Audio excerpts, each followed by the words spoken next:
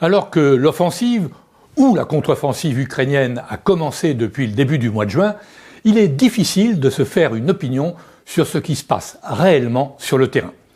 La propagande russe est à l'œuvre, c'est logique. Mais aussi la propagande ukrainienne, baptisée communication, abondamment reprise par les médias occidentaux. Les Ukrainiens cherchent le meilleur angle d'attaque possible, là où les défenses russes seraient les plus faibles pour effectuer une percée éclair.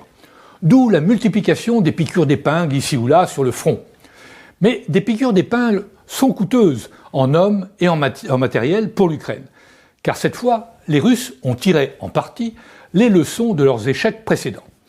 Ils ne sous-estiment plus leur adversaire, alors que ce dernier, lui, aurait cette fois tendance à sous-estimer les capacités défensives des Russes, comme par exemple l'utilisation conjointe des champs de mines, de l'artillerie, de l'aviation, avec notamment des véhicules spéciaux qui permettent d'envoyer 600 mines anti-chars par salve sur une distance pouvant atteindre 15 km.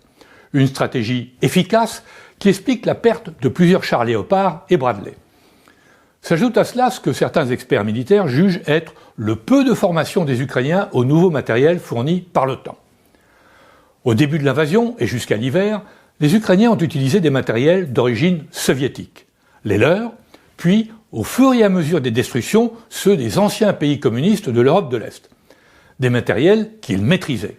Mais là aussi, il y a eu beaucoup de destructions. Maintenant, ce sont les chars et canons purement occidentaux qui arrivent sur le front. Et là, ce ne sont pas quelques semaines de formation qui suffisent.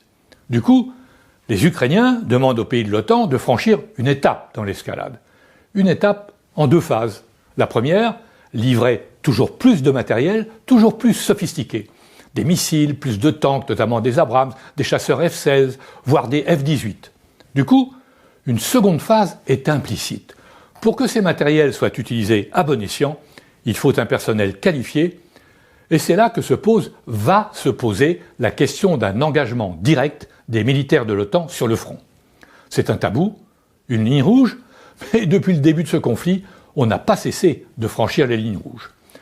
C'est un secret de polichinelle que dans les bunkers de l'armée ukrainienne figurent des conseillers occidentaux chargés notamment d'interpréter les données fournies par les satellites et les systèmes électroniques américains. C'est aussi un secret de polichinelle que des conseillers conseillent les forces ukrainiennes sur le terrain. Tout comme il y a quelques milliers de combattants occidentaux et autres dans l'équivalent d'une légion étrangère. Mais si l'offensive ukrainienne n'arrive pas à percer les défenses russes dans un laps de temps raisonnable, la tentation de venir renforcer les Ukrainiens par des troupes directement fournies par des pays de l'OTAN sera grande. Polonais et Baltes sont déjà l'arme au pied. Et à lire les commentaires ici ou là, notamment dans la presse américaine, on sent que les faucons ont repris du poil de la bête face aux colombes.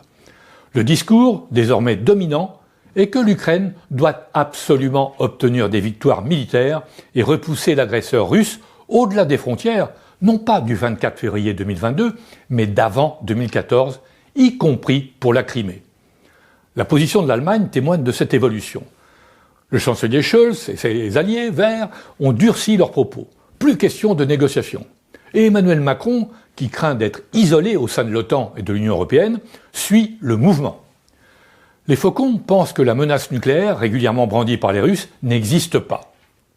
D'une part, parce qu'une bombe tactique sur un front de 1200 km de long ne servirait à rien. D'autre part, une frappe atomique sur Kiev, par exemple, entraînerait une riposte massive de l'OTAN et la Chine et les pays du tiers-monde lâcheraient la Russie. Le nucléaire, entre parenthèses, leur est donc à l'escalade. En Europe, où l'on rêve toujours de voir Poutine destitué, mais aussi à l'autre bout du continent européen, en Asie du Nord-Est, en mer du Japon, où les frictions se sont aggravées entre Russes et Japonais, d'autant que les Chinois font, sur cette région du monde, cause commune avec la Russie. Tout cela pour dire que l'été risque d'être chaud climatiquement, mais aussi militairement et géopolitiquement.